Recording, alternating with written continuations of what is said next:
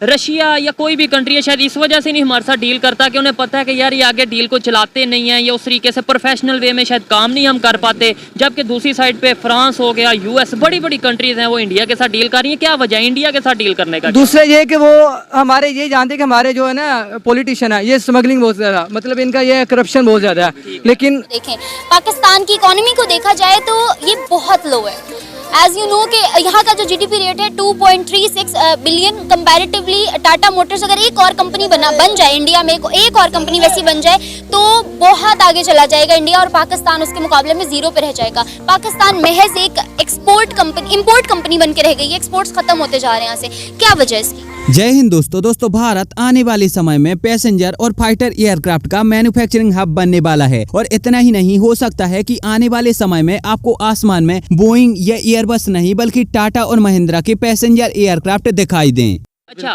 Russia या कोई भी कंट्री है शायद इस वजह से नहीं हमारे साथ डील करता कि उन्हें पता है कि यार ये आगे डील को चलाते नहीं हैं या उस तरीके से प्रोफेशनल वे में शायद काम नहीं हम कर पाते। जबकि दूसरी साइड पे फ्रांस हो गया, यूएस, बड़ी बड़ी कंट्रीज हैं वो इंडिया के साथ डील कर रही हैं। क्या वजह है इंडिया के साथ डील करने का? दूसरा ये कि वो हमारे ये जानते हैं कि हमारे जो है ना पॉलिटिशियन है ये स्मगलिंग बहुत ज़्यादा, मतलब इनका ये करप्शन बहुत ज़्यादा है। लेकिन करप्शन तब होती है जब नीचे वाला तबका कर रहा होता है। अफसर ने भी फरमाया जिस तरह के लोग होंगे